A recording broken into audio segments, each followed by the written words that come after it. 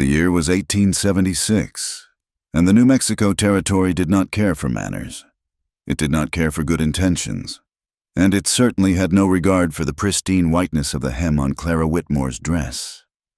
Clara stood on the wooden platform of the staging post, the wind whipping a fine, red grit against her cheeks. She was 23 years old, a grown woman, yet standing here on the edge of the civilized world. She felt as small as a pebble in a canyon.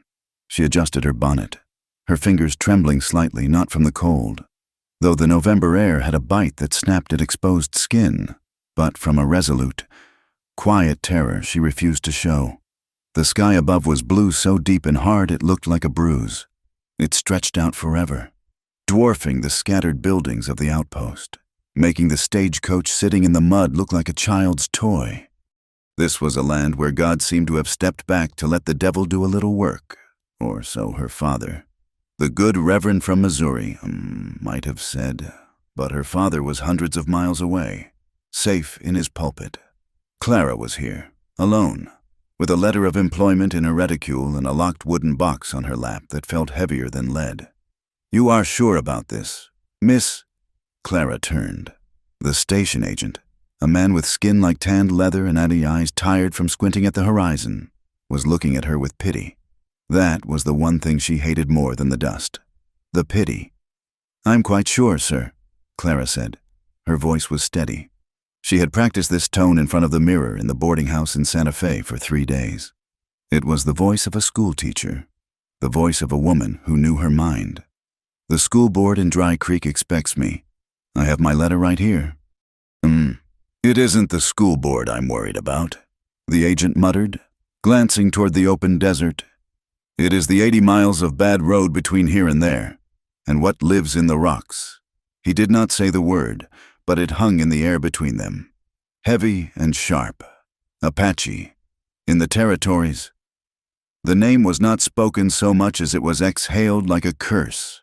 The newspapers back east printed sketches of savages with tomahawks, screaming about massacres and scalpings. They called them man-eaters. They called them ghosts.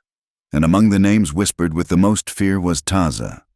They said he was a warrior who had once scouted for the army, a man who knew the white man's tactics better than the generals did, and who had turned that knowledge into a blade pressed against the throat of the territory. Clara tightened her grip on the wooden box. The mahogany was smooth under her gloved fingers, warm from her body heat. She did not know what was inside.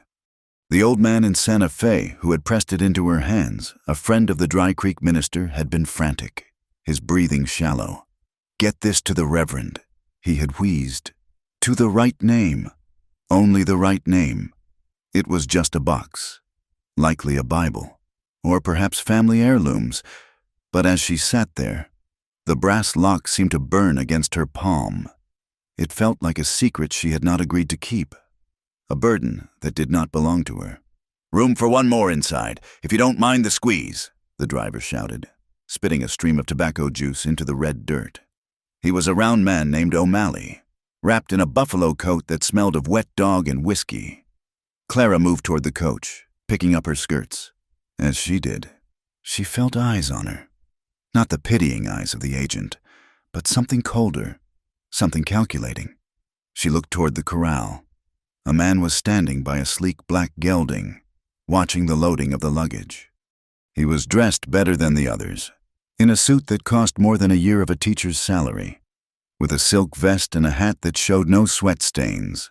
This was Calder Voss. Clara had heard his name mentioned in the dining room of the hotel. He owned the freight wagons. He owned the contracts. Some said he owned half the politicians in the territory. Voss was peeling an apple with a small silver knife. He watched Clara, or rather, he watched the box in her hands. His gaze was like a physical touch, slimy and invasive. He sliced a piece of apple, popped it into his mouth, and smiled. It did not reach his eyes. "A dangerous trip for a lady," Voss called out. His voice was smooth, like oil pouring over gravel. He walked over, his boots crunching softly. "The army reports a raiding party near the canyon. Taza is out." Clara stiffened. "I have faith in the driver, Mr. Voss, and in Providence."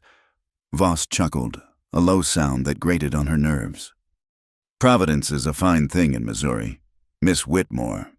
Out here, a Winchester rifle is a far more reliable companion. Are you certain you would not prefer to wait for the military escort? It departs in 5 days. I have a contract to fulfill, Clara said, lifting her chin. The children in Dry Creek have been without a teacher for 6 months. Admirable, Voss said. He glanced at the box again. And that is that teaching supplies. It looks precious. Personal effects. Clara lied. The lie tasted like copper in her mouth. She was a minister's daughter. She was not raised to deceive. But something about Voss, the way he stood too close, the way he smelled of bay rum and old blood, made her skin crawl. Good day, sir. She climbed into the coach before he could offer a hand. The interior of the stagecoach smelled of stale smoke and unwashed bodies. There were 3 other passengers. Across from her sat a nervous young man in a bowler hat, hugging a sample case of patent medicines. Next to him was a woman with a hard face and hands rough from lye soap, likely a rancher's wife. Beside Clara sat an older man who was already snoring, a hat pulled low over his eyes. Clara situated herself near the window. She placed the box on her lap, covering it with the folds of her shawl. She wanted to hide it. She wanted to be invisible. You hear what Voss said? The nervous salesman whispered, leaning forward. His eyes were wide and watery. About Taza, they say he leaves no tracks. They say he can turn into a coyote or a hawk. They say he hates anyone who touches the road. Hush now, the rancher woman snapped, though her own hand went to the cross at her neck. Don't you be scaring the girl. She's green enough as it is. She looked at Clara, taking in the high collar and the pale skin. Have you ever seen an Indian child? No, ma'am, Clara admitted softly. Pray you don't, the woman said. If you see the dust, it's too late. Outside, the driver cracked his whip. The sound was like a pistol shot. The horses lurched forward, and the heavy coach groaned, swaying on its leather thoroughbraces. They rolled out of the station, leaving the safety of the outpost behind, rolling straight into the open maw of the desert. As the town receded, the landscape opened up, vast and indifferent. The earth was a tapestry of rust and ochre, dotted with sagebrush that clung to life with gnarled roots. Great mesas rose in the distance like the altars of forgotten gods, flat-topped and imposing. The silence of the land was absolute, broken only by the rhythmic thud of hooves and the creak of the wheels. Clara pressed her forehead against the glass. The vibration rattled her teeth. She thought of her father's study in Missouri, with its smell of old paper and pipe tobacco. She thought of the safe, predictable life she had left behind. Marriage to a local grocer, Sunday school picnics, a life where the biggest danger was a sudden rainstorm ruining the harvest festival. She had run from it. Not because she hated it, but because she felt she was suffocating in the safety of it. She wanted to be useful. She wanted to be strong. She wanted to know if the woman she saw in the mirror was made of porcelain or iron. Now, looking out at the unforgiving red earth, she wondered if she had made a terrible mistake. 2 hours into the journey, the sun began its descent, painting the sky in violent shades of violet and blood orange. The temperature dropped rapidly. The heat of the day evaporated, leaving a chill that seeped through the thin walls of the coach. Clara's fingers were cramped from clutching the box. We are having a good time, the salesman chirped, trying to convince himself. We will make the way station by 7 o'clock. A hot meal, yes. The rancher woman ignored him, staring out the opposite window. Back at the station, Calder Voss watched the dust cloud from the departing stagecoach settle. He stood motionless, the silver fruit knife still in his hand. A man stepped out of the shadows of the stable. He was dirty, wearing a battered hat and a gun belt that hung low on his hips. He spat on the ground near Voss's polished boot. Is she on it? The gunman asked. She is, Voss said. He folded the knife and slipped it into his vest pocket. And she has the ledger. She does not know what it is, but she has it. That box is the only thing standing between me and a very lucrative contract with the army. You want us to hit them in the flats? No, Voss said. He turned, his eyes cold. Wait for the canyon, the hallowed gorge. Make it look like a raid. Arrows, war cries. Leave the bodies. Take the box. And the girl? Voss shrugged, a gesture devoid of humanity. If she dies in the crash, tragic. If she survives, well, the desert is a cruel place. Just make sure the blame falls on the Apache. If the army thinks Taza has broken the peace treaty and attacked a schoolteacher, they will authorize the new supply shipments within the week. I will be selling beef and bullets at 10 times the price. The gunman grinned, revealing yellow teeth. Taza won't know what hit him. Taza is a relic, Voss said, turning back toward the hotel. He thinks he is fighting a war for land. He does not realize he is fighting a war against commerce. And commerce, my friend, always wins. Out on the road, the shadows stretched long and thin, like grasping fingers. The stagecoach entered the foothills, the path narrowing as it wound between towering formations of sandstone. The red dust coated everything. It was in Clara's nose, in her throat, settling into the lace of her cuffs. She felt a strange sensation, a prickle on the back of her neck. It was the feeling of being watched. She looked up at the ridge lines, jagged against the darkening sky. There was nothing there, just rock and scrub. But Clara could not shake the feeling. She looked down at the box again. The right name. That was what the old man had said. Deliver it to the right name. Why did it feel like this box was a magnet, pulling every danger in the territory straight toward her? You all right? Miss, the sleeping man had woken up. He had kind eyes, rimmed with red. You look like you've seen a ghost. I'm fine, Clara said, forcing a smile. Just the dust. It gets in your soul, the man agreed. Arizona red. You never wash it all out. The coach jolted violently as the wheel hit a rut. Clara gasped, clutching the strap. The box slid on her lap, and for a second, she thought she heard something shift inside it, something heavy. Paper's gold, or something worse. She remembered the rumor she had heard about the Indian agent, the government man responsible for the reservations. They said he was starving the tribes, selling their rations to the mines. They said there was a list, a record of every stolen sack of flour and every rifle sold to the highest bidder. If this box contained proof of that, then she was not just carrying a package. She was carrying a death warrant. The sun dipped below the horizon, and the world turned gray. The driver lit the lamps on the side of the coach, casting flickering yellow pools of light that only served to make the surrounding darkness feel thicker. Clara closed her eyes. She tried to pray, but the words wouldn't come. Instead, an image came to her mind, a picture painted by the fear in the station agent's voice. A warrior, a shadow, Taza. She imagined him out there, somewhere in the vast blackness. She pictured a savage, a monster with blood on his hands. She did not know that at that very moment. Miles ahead on a ridge overlooking the pass, a man was indeed watching. He sat astride a roan horse that stood as still as a statue. He wore no war paint, only a headband of red cloth and a shirt of buckskin that had seen many winters. His hair was black as a raven's wing, and his face was a map of sharp angles and old scars. Taza did not look like a monster. He looked like the land itself, hard, enduring, and unforgiving.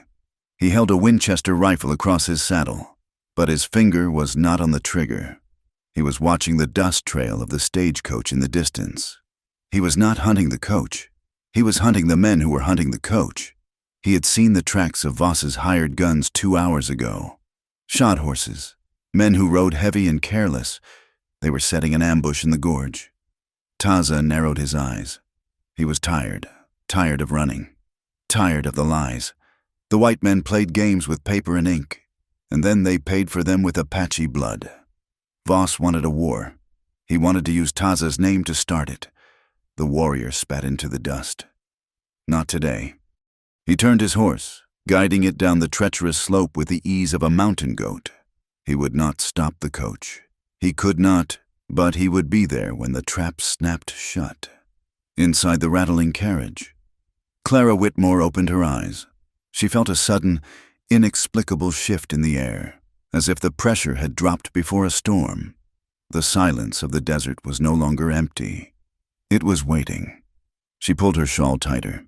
covering the white of her dress, covering the box. She was a schoolteacher from Missouri, and she was afraid. But as the coach plunged into the deep shadows of the canyon, Clara lifted her chin. She would not cower. She had chosen this life. She had chosen to leave the safety of the garden for the wild of the wilderness. And whatever came out of that darkness, she would face it. The wheels turned, grinding the red earth, carrying her closer to the fire that would burn away the girl she was and forge the woman she would become. The night was cold, but the box on her lap was warm, pulsating like a second heart. "Sleep easy," the salesman muttered to himself, clutching his case. But Clara knew there would be no sleep tonight. Not for her, not for any of them. The road to Dry Creek was paved with good intentions, but tonight it was being stalked by men with bad ones. The wind howled through the canyon walls, sounding almost like a voice. "Angel," it seemed to whisper, though she knew it was just the wind. "Guard you." Or perhaps it was just the echo of her own hope, fragile as glass, ringing out against the stone. The stagecoach rounded the bend, and the darkness swallowed them whole. The darkness of the canyon was not merely an absence of light, it was a physical weight, pressing against the wooden sides of the stagecoach. The air had grown still, that heavy, suffocating silence that often precedes a thunderclap, though the sky above was clear and cold. Clara Whitmore sat rigid, her hands cramping around the brass handle of the mahogany box. The salesman across from her had finally ceased his nervous chatter, lulled into an uneasy doze by the rhythmic grinding of the wheels against the stone road. Then the world exploded. It began with a sound like a dry branch snapping, magnified 100 times. The coach lurched violently to the left, throwing the rancher woman against the wall with a sharp cry. Horses screamed a terrible, high-pitched sound that tore through the night. The coach slammed to a halt, the sudden stop sending Clara sliding forward, her knees colliding painfully with the salesman's sample case. "Stay inside, the driver!" O'Malley roared from the box above. His command was cut short by the crack of a rifle. There was a thud on the roof, heavy and final, followed by the terrifying sound of wood splintering. "God in heaven," the salesman whispered, clutching his hat. "It is the Apache. It is Taza." But Clara heard something else. Through the ringing in her ears and the panicked whinnying of the team, she heard a voice calling out from the darkness. It was not a war cry. It was English, rough and flat. "The girl!" the voice shouted, echoing off the canyon walls. "Do you have the box?" Clara's blood ran cold. The cold in her veins had nothing to do with the night air. They were not asking for the mailbags. They were not asking for the strong box under the driver's seat. They were asking for her. "We have no money," the salesman shrieked, fumbling for the door handle. "Take the horses, just let us go." "Shut your mouth," the rancher woman hissed, grabbing his arm. But it was too late. The salesman kicked the door open. A gunshot flashed from the ridge, blooming like a red flower in the dark. A bullet splintered the wood frame inches from the salesman's head. He fell back into the seat, sobbing. "Throw down the box, and you'll walk away," the voice called again. The girl and the box. Clara looked down at the object in her lap. The polished wood seemed to mock her. Voss. The name slithered into her mind. Calder Voss had stood at the station, peeling an apple with a silver knife, asking about her journey. He had known. He had sent her here, into this throat of stone, knowing exactly what would happen. Panic rose in her throat, tasting of bile, but beneath it was a strange, cold clarity. If she stayed in this coach, she would die, or worse. They would take her, take the box, and no one would ever know the truth. She was a minister's daughter, raised to be meek, but she was also a woman who had crossed half a continent alone because she refused to be owned. She would not be a lamb waiting for the knife. "Get down," Clara whispered to the rancher woman. Before the older woman could protest, Clara moved. She did not go for the open door on the left where the shouting was coming from. She scrambled to the right, unlatching the door that faced the steep drop-off of the canyon slope. "Miss, you cannot," the sleeping man started, waking up into a nightmare. Clara kicked the door open. The ground was a black void below. She clutched the box against her chest, wrapping her shawl around it as if it were an infant. She took a breath. A single prayer caught in her lungs. And she jumped. She hit the ground hard. The impact jarred her teeth and knocked the wind from her body. The slope was steep, covered in loose shale and scrub brush. She rolled, the world spinning in a chaotic blur of black sky and jagged earth. Thorns tore at her skirt, rocks scraped her palms. She tumbled down, away from the road, away from the shouting men and the screaming horses. She came to a stop against a boulder, bruising her shoulder. The pain was sharp and immediate, but she did not cry out. She lay there in the dust, gasping for air, her heart hammering against her ribs like a trapped bird. She checked the box. It was still in her grasp. Her fingers locked around it in a spasm of terror. Above her, on the road, she heard heavy boots crunching on gravel. She went over the side, someone yelled. "Get the lanterns!" Clara tried to push herself up, but her legs trembled uncontrollably. She had to move. She had to hide, but the darkness was absolute, and she was blind in it. Then, the darkness moved. A hand clamped over her mouth. It was not a rough grab, but firm, steel hard. Another arm wrapped around her waist, lifting her off the ground with terrifying ease. Clara's instinct screamed. She drew a breath through her nose to scream, to bite, to fight. Apache! The word flashed in her mind, fed by every horror story she had heard in St. Louis, every warning whispered in the station.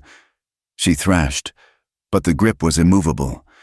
The figure pulled her back, deeper into the shadows of the rocks, dragging her into a narrow fissure in the canyon wall just as a beam of yellow lantern light swept over the spot where she had been lying seconds before. The light passed them, illuminating the dust motes dancing in the air. The figure pressed her back against the cold stone. The hand slowly released her mouth. Clara spun around, her back hitting the rock, clutching the box as a weapon. He stood barely 2 feet from her. He was tall, leaner than the men back east, with shoulders that spoke of raw power.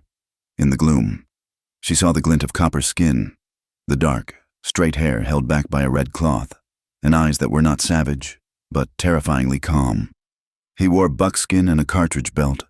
A knife was sheathed at his hip. Taza! Clara opened her mouth to scream, the fear overriding all reason. Apache man-eater. Taza moved faster than thought. He stepped in, closing the distance, and placed a single, calloused finger against her lips. "Silence," he whispered. The word was not a threat. It was a command.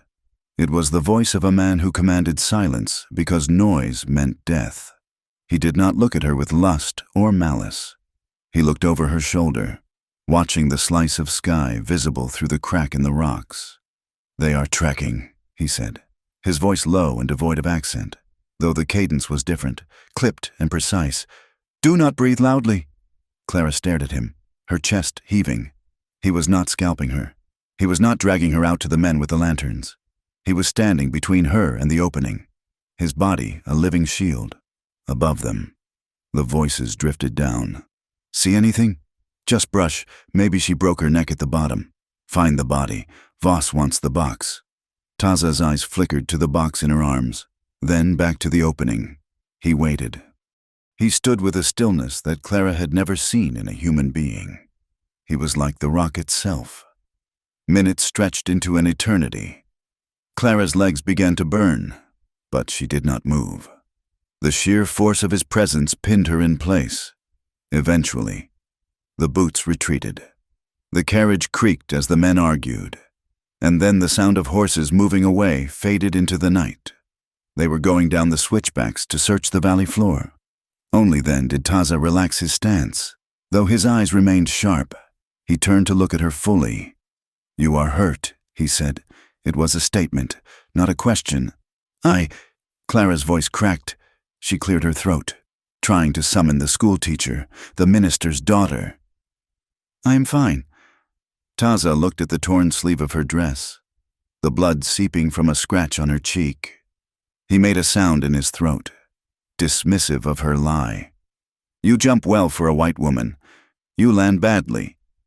"Who are you?" Clara asked, though she knew. The man you were told to fear, Taza replied. He turned and began to climb up the narrow fissure, moving silently. Come, unless you wish to wait for them to return. Clara hesitated. Her mind was a whirlwind. The men on the road wanted to kill her. This man, this Apache, had saved her. But why was she trading one death for another? She looked at the box. Voss wants the box. She tightened her grip on the mahogany handle and followed him. They walked for hours.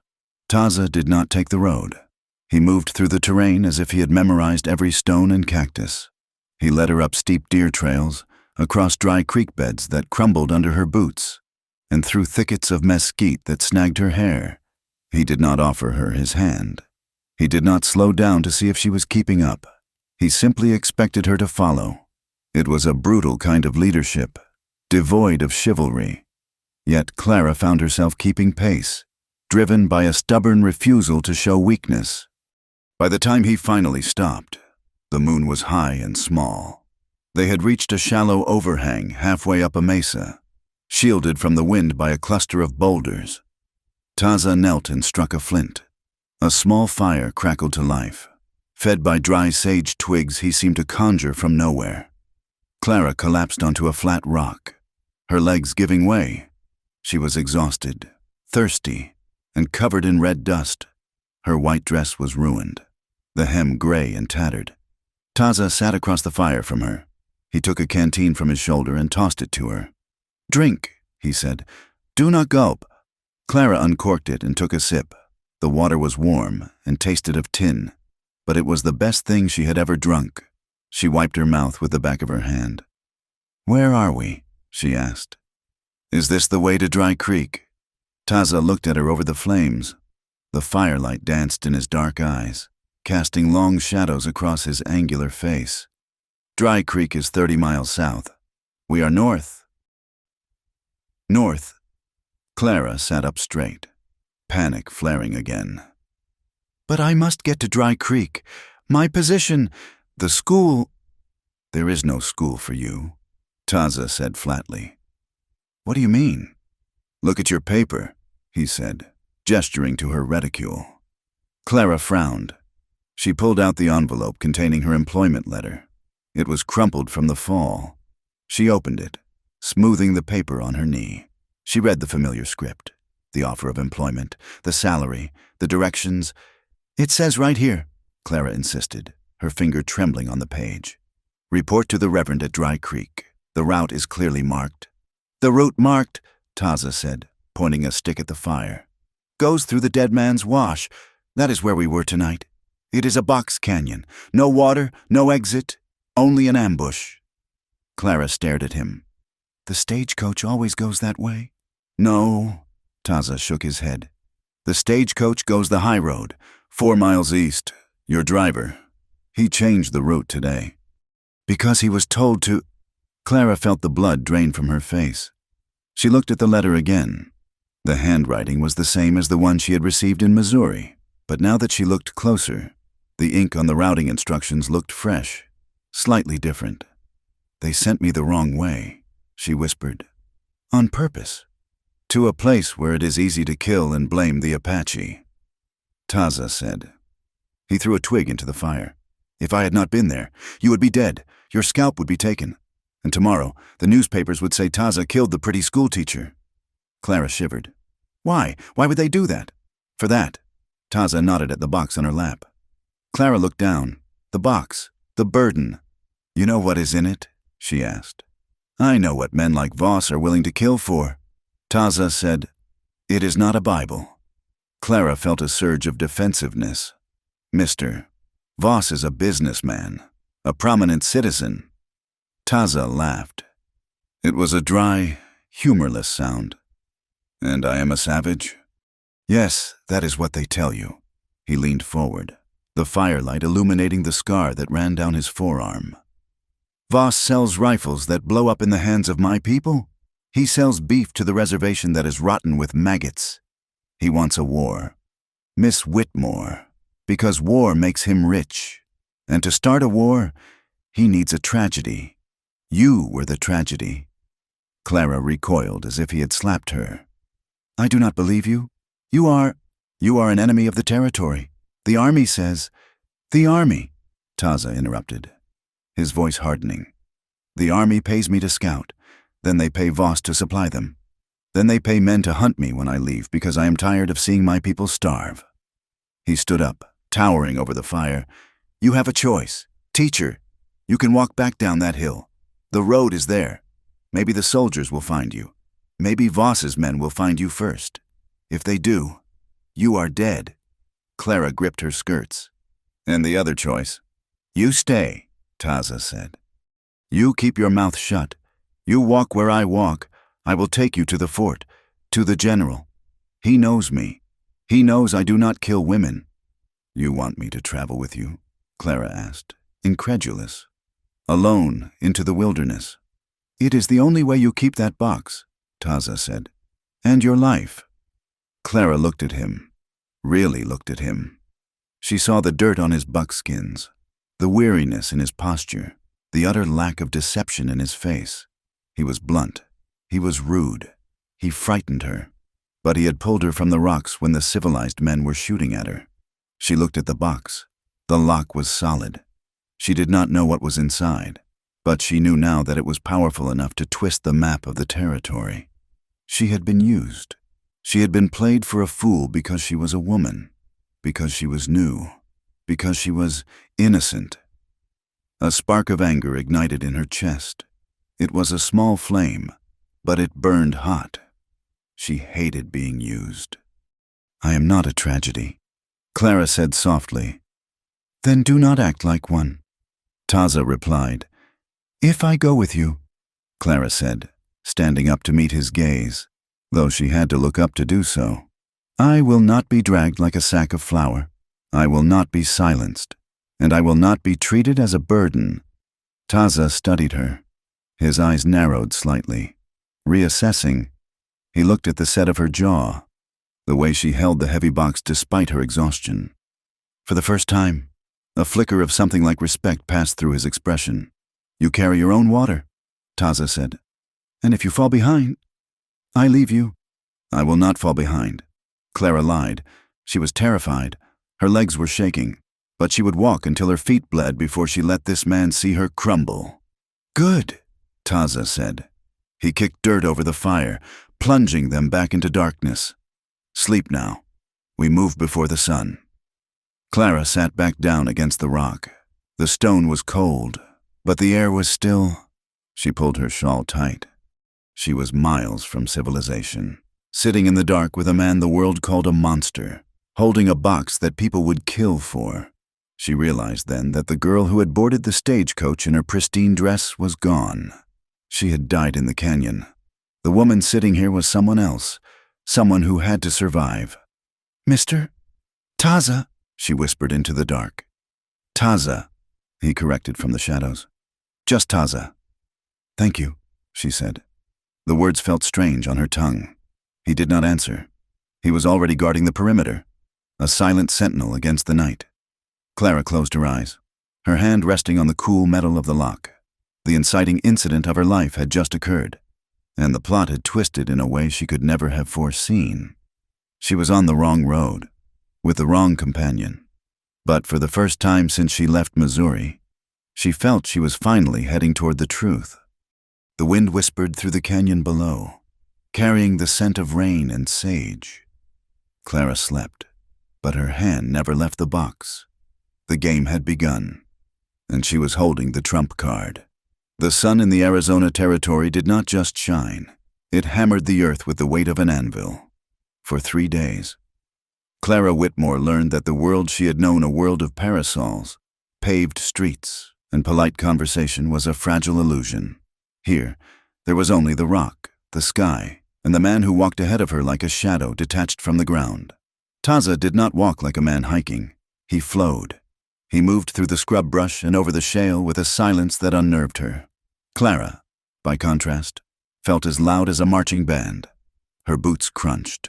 Her breath came in ragged gasps, and her petticoats snagged on every second mesquite thorn. Stop, Taza said. He did not turn around. Clara froze, her chest heaving. She wiped sweat from her forehead with a sleeve that was now more brown than white. "What is it? Are they behind us?" Taza turned slowly. He pointed a finger at the ground near her left foot. "You walk like a buffalo. You break the stick. You kick the stone. A blind man could track you from Fort Apache." Clara bristled. She was exhausted, hungry, and her feet were covered in blisters. "I am doing my best, Mr. Taza. I was not raised to skulk." "Then learn," he said, his voice flat. "Or die." He gestured to the air. "The wind. Which way does it blow?" Clara blinked. I do not know. East." "West," Taza corrected. "It carries the scent of rain from the mountains, but it also carries sound. If you walk with the wind at your back, your noise travels ahead of you to the enemy. If you walk into the wind, you can smell them before they see you." He looked at her, his dark eyes stripping away her defenses. "The desert does not forgive the one who walks without looking. You must listen to the ground. You must watch the birds. If the jay is silent, something is moving." Clara swallowed her pride. She nodded. "Teach me." For the next 10 miles, it was a brutal schoolroom. Taza showed her how to step on the balls of her feet to dampen the sound. He showed her how to distinguish the track of a wild Mustang from a shod army horse. He showed her which cactus held water and which would make her sick. He was a harsh teacher, sparing with his praise and quick with his corrections. But Clara realized something as they navigated a treacherous ravine filled with loose slate. He was slowing his pace for her. He stopped before she collapsed. He handed her the canteen before her lips cracked. They were descending a steep slope of granite when the accident happened. A loose boulder gave way under Taza's boot. It was a rare misstep, perhaps born of fatigue. He slid, twisting his body to avoid tumbling into the drop-off, and slammed his shoulder against a jagged outcropping of quartz. He let out a sharp hiss of breath, but did not cry out. Clara scrambled down after him, her heart in her throat. "Taza!" He was kneeling on a flat ledge, gripping his left shoulder. Blood was already seeping through the buckskin shirt, dark and wet. "It is nothing," he grunted, trying to stand. "Sit down," Clara ordered. The command came out sharper than she intended. Taza looked at her with surprise. He hesitated, then sank back against the rock. Clara dropped the wooden box she had been carrying like a shield and knelt beside him. "Let me see." "It is a scratch," he insisted, pulling away. "It is bleeding through leather," Clara countered. "I am a minister's daughter. I have dressed wounds from farming accidents that would make a soldier faint. Now, hold still." She pulled a small knife from her reticule, a fruit knife she had saved from her lunch days ago, and carefully slit the stitching of his shirt sleeve to expose the wound. It was a deep gash, ugly and jagged, caked with stone dust. Taza watched her face, expecting to see revulsion. He was used to white women looking at him with fear or disgust, as if his skin itself was a disease. But Clara's face was set in a mask of concentration. Her hands, though trembling slightly from fatigue, were steady as they worked. She tore a strip from her white petticoat. She poured a little of their precious water over the wound to clean it, her fingers gentle but firm as she wiped away the grit. "This will sting," she warned. "I have felt worse," Taza said. She pressed the cloth against the cut, binding it tight. She did not ask if he was okay. She did not weep over the blood. She simply did the work that needed doing. When she finished, she sat back, wiping her bloody hands on her skirt. "It will hold until we find shelter," she said. Taza looked at the bandage, then at her. The distance between them, usually a canyon wide, felt suddenly narrow. "You have good hands," he said quietly. "I have practical hands," Clara corrected, picking up her box. "Can you walk?" "Yes." Taza stood up, testing the arm. He looked at her with a new expression, not quite warmth, but an acknowledgement of utility. "You are not just a white dress. Clara." It was the first time he had used her name. By late afternoon, the terrain changed. The red rocks gave way to a pocket of green hidden in a fold of the hills. There was a shack here, built of rough-hewn logs and mud. with a corral out back where 2 mules stood dozing. Smoke drifted from the chimney. "Stay behind me," Taza warned as they approached. The door of the shack creaked open before they reached the porch. A woman stepped out, leveling a double-barreled shotgun at Taza's chest. She was older, with hair like gray steel wool, and a face that looked like it had been carved from oak. She wore men's trousers and a stained apron. "I ought to shoot you just for being ugly, Taza," the woman rasped. Taza did not flinch. "Good to see you too, May." The woman lowered the gun, her eyes shifting to Clara. She looked the younger woman up and down, taking in the ruined dress, the bloody hem, and the locked box. "Well," May said, spitting to the side, "you brought a stray. That is new." "She needs water," Taza said. "And food. Everyone needs something," May grumbled, but she stepped aside. "Get in, before the wind blows in something worse than you." The interior of the shack was dim and smelled of bacon grease and dried herbs. It was cluttered but clean. May motioned for them to sit at a rough wooden table. She slapped down 2 tin plates of beans and cornbread, then poured coffee that looked thick enough to chew. "Eat," May commanded. She leaned against the counter, crossing her arms. "You two are the talk of the territory, you know." Clara paused, her spoon halfway to her mouth. "What do you mean?" "I mean the telegraph lines are singing," May said. She looked at Clara with a mixture of pity and cynicism. "The story goes that the bloodthirsty savage Taza attacked the stagecoach in Hallowed Gorge, killed the driver, killed 2 passengers, and dragged the poor, innocent schoolteacher off into the hills to do unspeakable things." Clara dropped her spoon. It clattered loudly on the tin. "That is a lie. Taza saved me, the men who attacked us. They were white men." "Does not matter what is true," May said, shaking her head. "Matters what is printed. Calder Voss has the sheriff in his pocket. He has witnesses who swear they saw Apache arrows. There is a bounty on Taza's head of $1,000. And there is a posse forming in Dry Creek right now to rescue you." Clara felt the room spin. "They are coming to save me." "They are coming to silence you, girl," May said sharply. "Think about it. If you go back down there now, what happens? You tell the sheriff that Voss attacked the coach. The sheriff works for Voss. You will be called hysterical. Or worse, they will say Taza turned your mind. You will be locked up, or you will have an accident. And Taza here, he will be hunted down and hanged, and your presence will be proof of his guilt." Clara looked at Taza. He was eating his beans methodically, his face unreadable. He had known. He had known this would happen. "So," Clara whispered, the horror sinking in. "I cannot go back. Not unless you want to be the nail in his coffin," May said, pointing a thumb at Taza. "2 kinds of people in the West. Honey, the ones who write the law, and the ones who survive it. If you want to live, you better stop trusting the first kind." May's eyes drifted to the wooden box on the table. "And I reckon that box is the reason for the fuss." Clara pulled the box closer. "I do not know what is in it. I can guess," May said. She poured herself a cup of whiskey. "Voss has been trying to get the contract for the reservation supply lines for 2 years. The Indian agent is a snake named Miller. If that box has what I think it has, a ledger, maybe, or letters, it proves they are stealing government money and starving the tribes. That is why they killed a stagecoach driver. That is why they want you dead. A ledger, a record of sins." Clara felt the weight of the box increase 100-fold. She was holding a bomb. That night, the desert air turned freezing. May offered Clara a cot in the corner, but Clara could not sleep.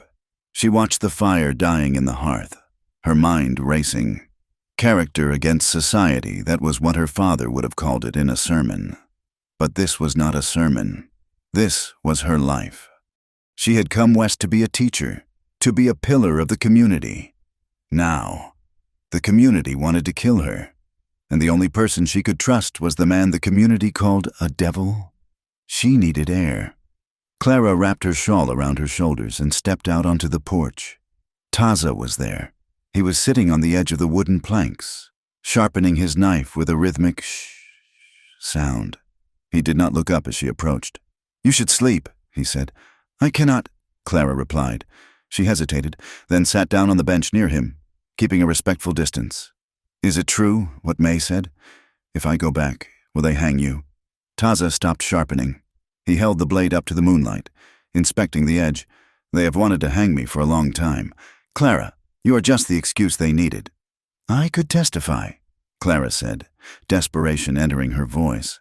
I could tell the truth. Who listens to the truth when the lie pays better? Taza asked. He turned to look at her. You have a choice to make. May can hide you here for a few days. Maybe you can slip away to California. Forget the box, forget the job. Live. And you? I go on, Taza said. I always go on. Clara looked at his hands. They were strong hands, scarred from a life of violence. But in the moonlight, she saw something else. Around his wrists, there were faint, white lines, old scars, the marks of shackles. She reached out, almost touching his hand, then pulled back. You were a prisoner. Taza followed her gaze. He pulled his sleeve down. Years ago, they took me to Florida, to a prison for hostiles. They cut my hair. They gave me a number. They told me Taza was dead, and I was now just a ward of the state. His voice was devoid of self-pity, which made it all the more heartbreaking. I learned then that freedom is not a gift. Clara, it is something you steal back. Every morning, you wake up and you steal it back from them. Clara looked at the vast, star-filled sky. She thought of the clean life she had left behind. It felt small now. It felt like a cage she hadn't realized she was in. I am not going to California, Clara said softly. Taza looked at her. I have the box, she said. If it contains the proof of what they are doing to your people, of what they did to those passengers, then I cannot run away. I have to deliver it. To who? Taza asked. The sheriff has bought. You mentioned a general, Clara said. At the fort, a man of honor. General Crook, Taza nodded. He is hard, but he does not lie. But the fort is a 4-day ride, through Apache land, through the Badlands, and Voss will be hunting us every step. I am not afraid of walking, Clara said, though her feet throbbed at the thought. It is not the walking that kills you, Taza said. It is stopping. He stood up and sheathed his knife. He looked down at her, and for a moment, the warrior's mask slipped. He looked tired. He looked lonely. I will take you, he said, but not because I am a hero, because if you carry that box, you carry the only weapon that can hurt them. He reached for the canteen hanging on the post and handed it to her. She hadn't asked, but her throat was parched. She took it, their fingers brushing. His skin was rough, warm against the cold night air. Clara drank, then lowered the canteen. She looked at him, really looked at him, the sharp angles of his face, the depth of his eyes. Thank you, she whispered. Save your thanks, Taza said, turning back to the darkness. Save your breath. We leave at dawn. Clara went back inside, but she paused at the door. She looked back at the silhouette of the Apache warrior guarding the porch. She realized with a sudden jolt that she felt safer here, in the middle of nowhere with a savage, than she ever had in the parlor of her father's church. She touched the pocket where the key to the box lay hidden. The tinder had been struck. The fire was lit, and Clara Whitmore was beginning to burn. The weather in the high desert did not turn. It broke. One moment, the sky was a bruised purple, heavy and low. The next, the wind arrived with the force of a physical blow, screaming down from the peaks like a vengeful spirit. It brought not just rain, but hailstones of ice the size of musket balls that hammered against the earth and tore at the scrub brush. Clara Whitmore gasped as the first icy pellet struck her shoulder. The temperature plummeted, dropping 20 degrees in the span of 10 minutes.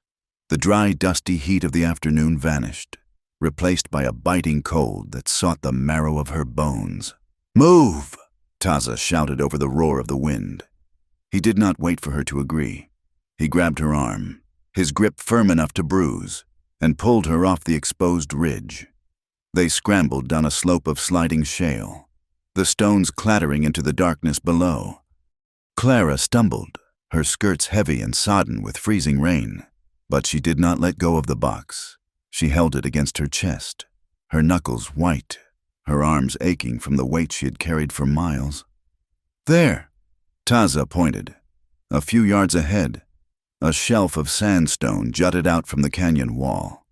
Beneath it was a shallow depression, barely deep enough to be called a cave, but it offered shelter from the vertical assault of the ice. They threw themselves under the overhang just as the storm unleashed its full fury. The world outside became a wall of white noise and bouncing ice.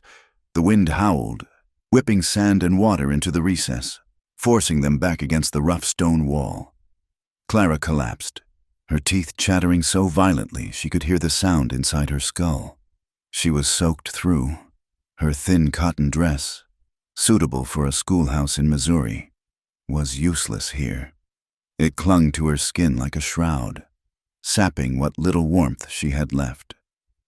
We will freeze," she stammered, her voice thin and brittle. Taza did not answer immediately. He was moving with frantic, precise economy. He stripped off his buckskin shirt, shaking the water from it, revealing a torso mapped with old scars and hard muscle. He used his body to block the wind. Crouching over a small pile of dried sage and twigs he had pulled from the deepest, driest corner of the overhang. "Fire," he grunted. "Need fire." He struck his flint. A spark jumped, weak and orange, and was immediately swallowed by a gust of damp air. Clara watched him, hugging her knees to her chest. She saw the frustration in the set of his jaw, the intense focus in his dark eyes. He struck the flint again, and again.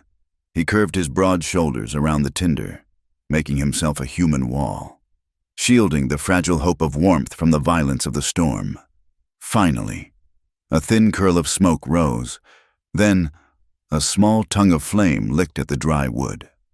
Taza fed it carefully, adding thicker sticks, coaxing the life into it until a steady fire crackled, pushing back the shadows and the cold. He sat back, breathing hard. The firelight danced across his damp skin, turning the copper tones to gold. He looked at Clara.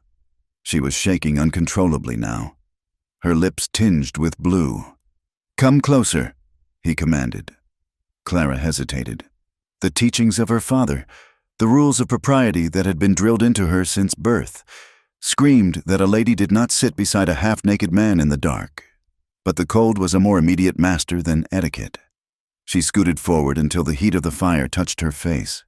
Taza took his buckskin shirt, which had been drying near the heat, and held it out. "It is dry enough. Put it over you." "But I am Apache," he said, as if that explained everything. "My blood is thicker. Take it." Clara took the heavy garment.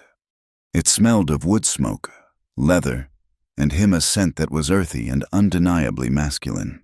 She draped it over her shoulders, pulling it tight. The warmth was immediate, trapping her body heat, stopping the violent tremors. She leaned back against the stone wall, the exhaustion of the last few days crashing down on her. Her eyelids felt heavy as lead. She watched Taza through her lashes. He was sitting cross-legged at the entrance of their shelter, his rifle across his knees, staring out into the storm. He looked like a statue carved from the mountain itself, immovable and eternal. "Why?" she whispered, sleep tugging at her consciousness. "Why do you help me?" Taza did not look back. "Because you are carrying the truth, and truth is the only weapon I have left." Clara wanted to ask more, but the darkness pulled her under. She drifted into a fitful sleep, her head lolling forward. Sometime later hours, perhaps, or only minutes, she woke. The storm had quieted to a steady, rhythmic rain. The fire had burned down to glowing coals. She realized she had slid sideways in her sleep. She was no longer leaning against the cold stone. She was leaning against Taza. He had moved from the entrance. He sat beside her now, his side pressed against hers. He had not moved away when she fell against him. Instead, he had adjusted the buckskin shirt to cover them both, creating a cocoon of shared warmth. Clara stiffened, her heart hammering. She should move. She should apologize. But the heat radiating from him was intoxicating. It was a solid, living warmth that seeped into her frozen limbs. She could feel the slow, steady beat of his heart against her shoulder. She could hear the rhythm of his breathing, deep and calm. She looked up. Taza was awake. He was looking down at her, his face inches from hers, in the dying light of the embers. His eyes were soft, stripped of the warrior's hard edge. The air between them crackled, charged with something far more dangerous than the lightning outside. It was an intimacy born of survival, stripped of pretense. She was acutely aware of his hand resting on the ground near her hip, of the way his breath ghosted across her cheek. He did not touch her improperly. He did not try to kiss her, but the restraint in his stillness was more overwhelming than any action. He was holding himself back, a predator choosing to be a protector. I fell asleep, she whispered. Her voice trembled, but not from the cold. Taza reached out. His hand hovered for a second. Then he gently brushed a stray lock of damp hair from her forehead. His fingers were rough, calloused from war and work, but his touch was impossibly light. "Sleep easy, angel," he murmured, his voice low and raspy, like boots on gravel. "I will guard you." The endearment shocked her.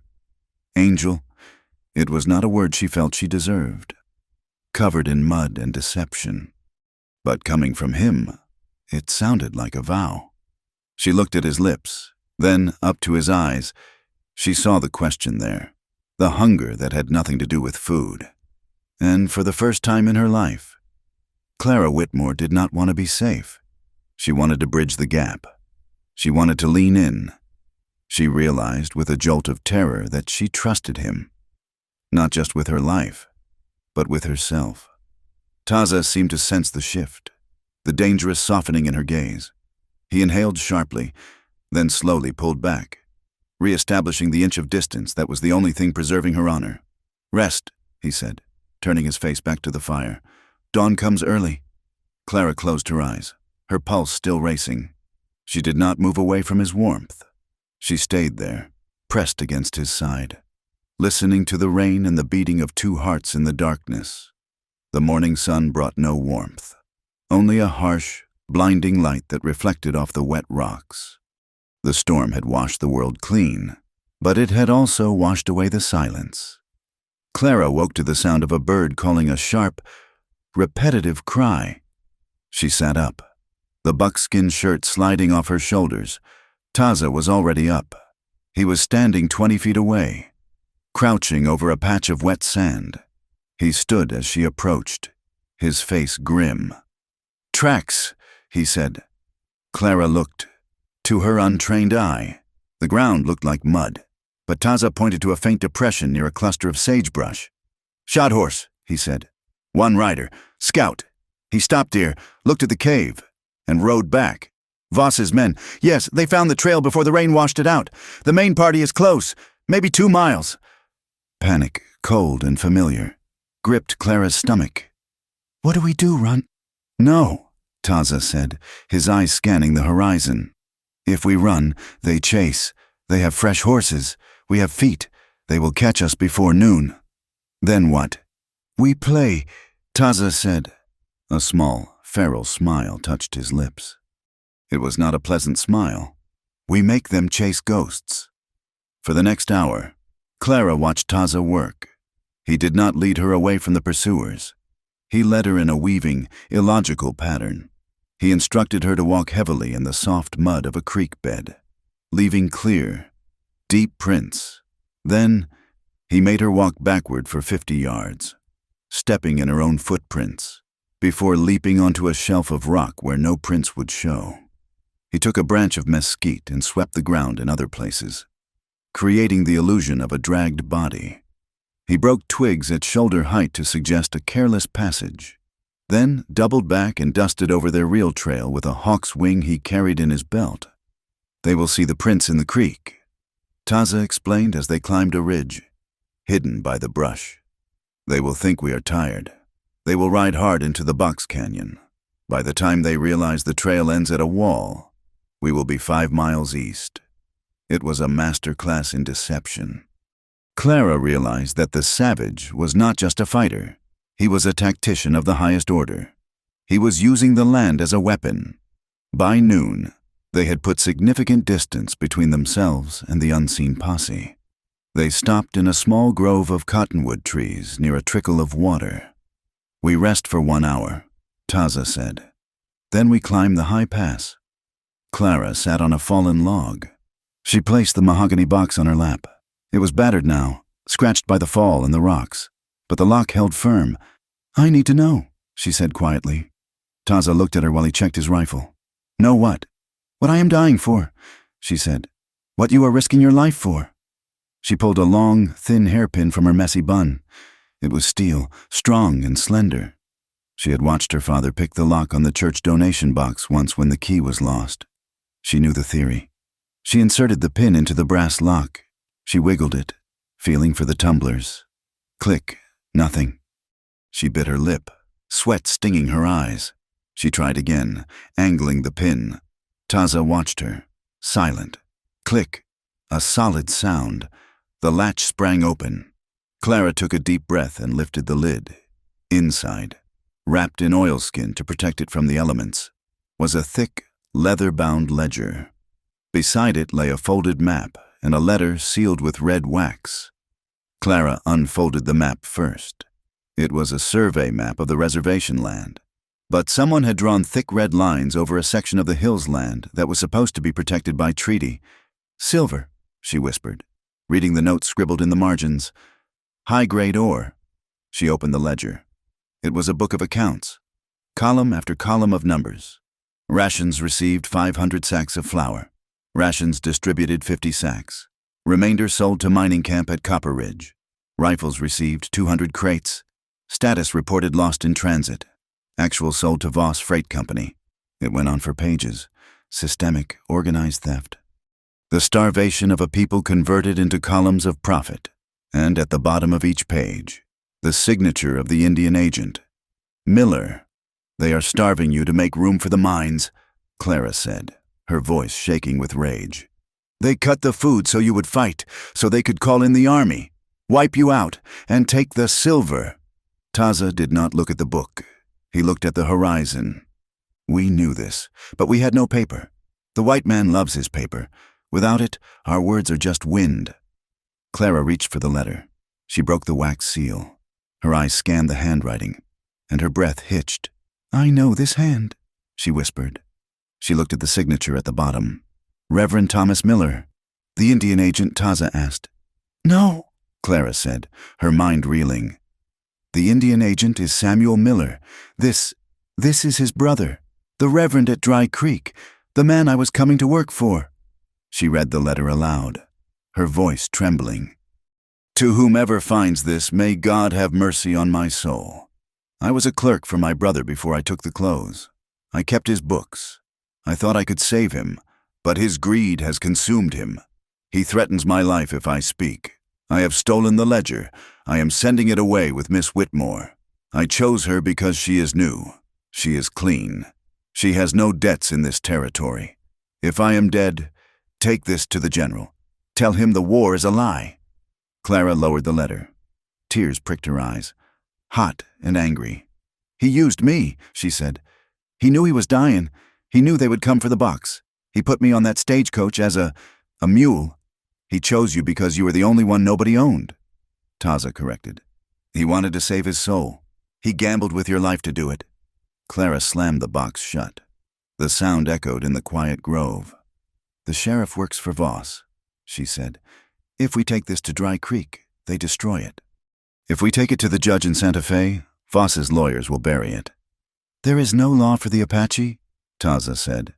"And now, there is no law for you." "Then we make our own," Clara said. She stood up, the box clutched in her hand. The fear that had defined her journey was gone, burned away by the fire of indignation. She looked at Taza. "You said there is a general." "At the fort. General Crook," Taza said. "The Grey Wolf.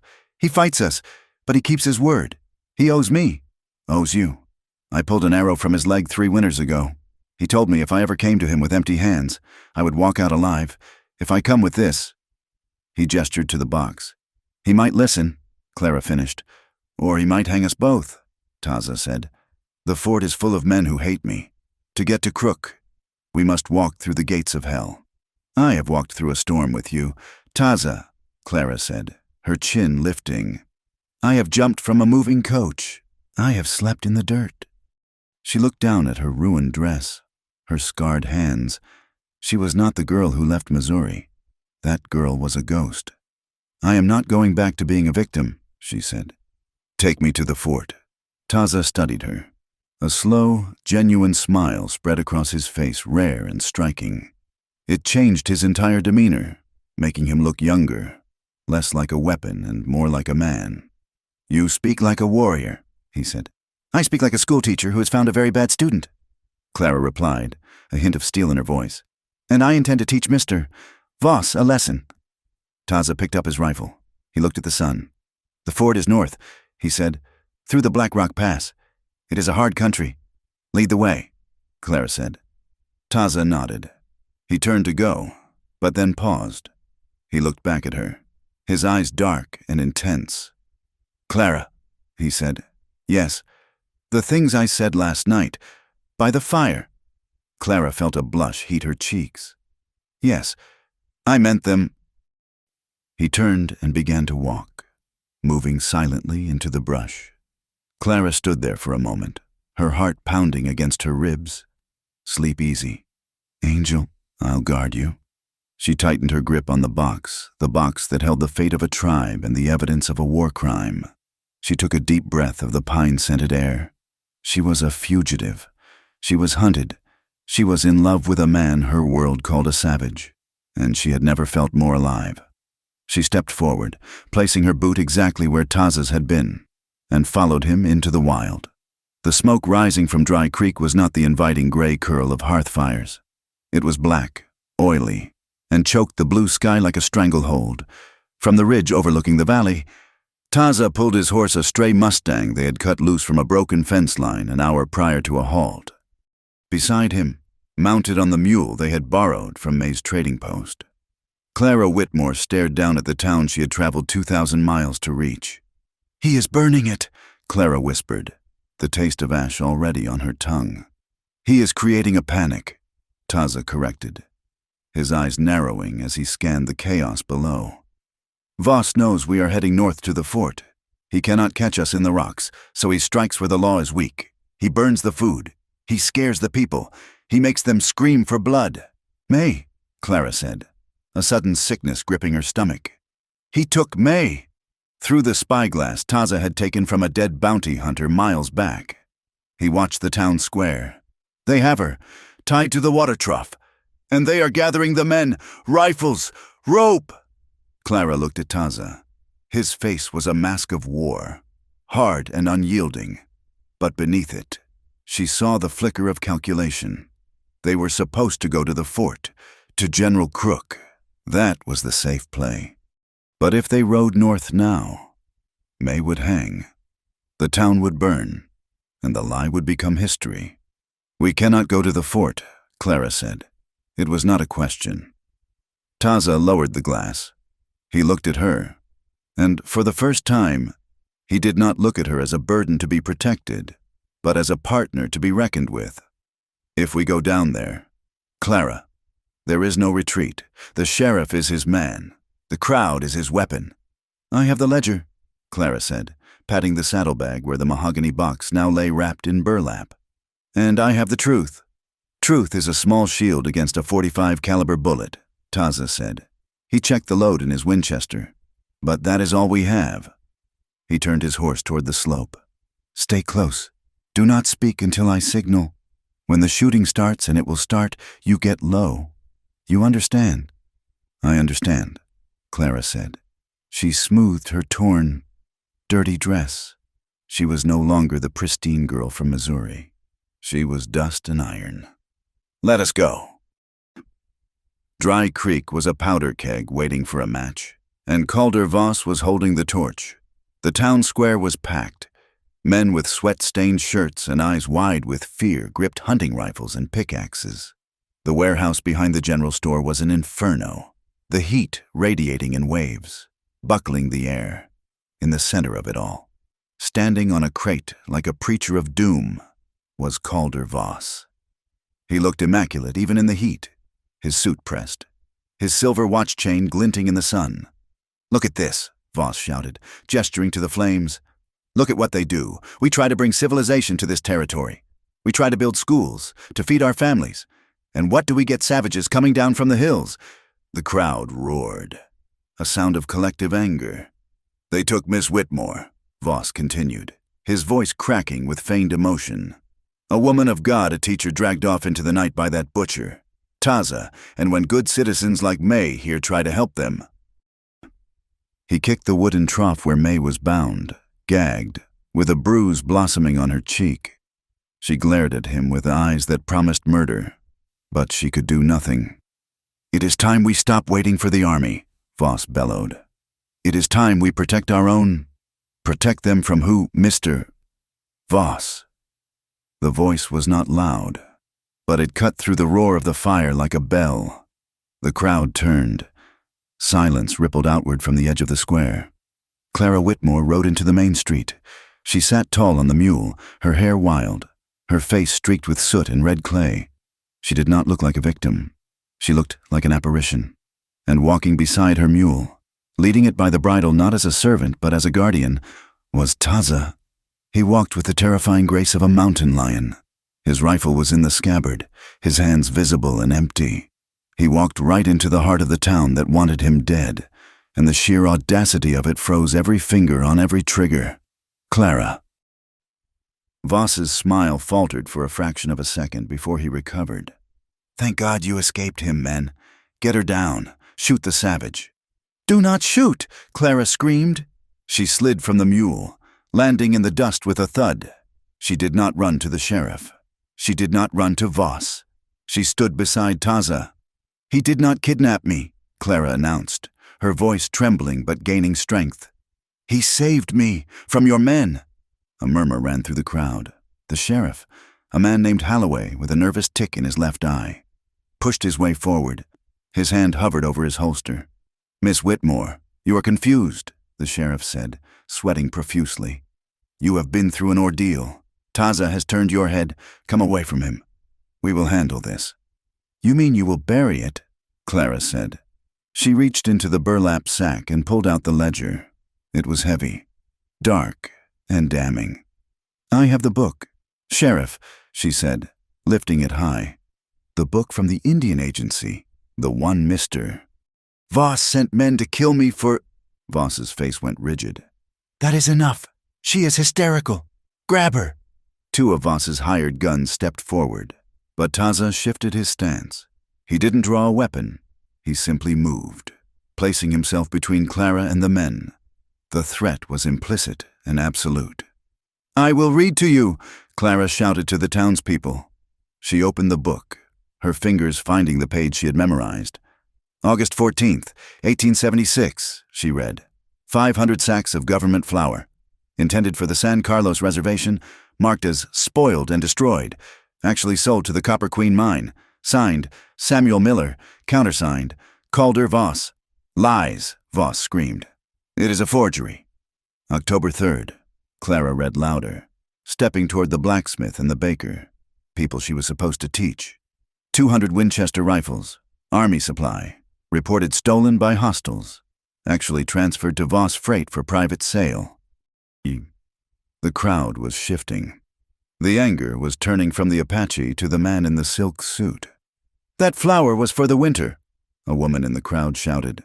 "My brother works at the Copper Queen. He said they bought cheap flour last month." "Shut her up," Voss roared at the sheriff. Sheriff Holloway panicked. He drew his revolver. "Drop the book.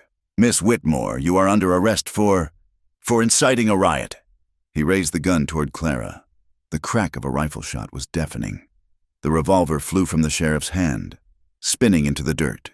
He yelped, clutching his numb fingers.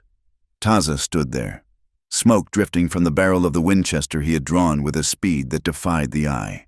He had not shot the sheriff. He had shot the gun. "Next one is for the head," Taza said. His voice was low, but in the sudden silence, everyone heard it. "Kill them," Voss shrieked. "Kill them all." Chaos erupted. Voss's hired men, 4 of them positioned on the boardwalks, opened fire. Taza shoved Clara behind the water trough, covering her body with his own as wood chips exploded around them. "Stay down," Taza ordered. He rolled away from her, drawing the fire. He moved like quicksilver, diving behind a stack of barrels, firing 2 shots. One mercenary on the hotel balcony crumpled, clutching his shoulder. The town square dissolved into panic. Horses reared. Women screamed and ran for cover. The fire from the warehouse roared louder, fueled by the wind. Clara huddled behind the trough. Next to her, May was struggling against her bonds. Clara crawled over, ignoring the bullets whining overhead. She found the knife in her boot, the fruit knife, and sawed frantically at the ropes. "About time, girl." May coughed as the ropes fell away. She rubbed her wrists, her eyes blazing. "Now give me a gun." "No guns," Clara said. "We need the proof." Taza was pinned down behind a wagon. 3 men were firing at him from the saloon porch. He was holding them off, but he was outnumbered.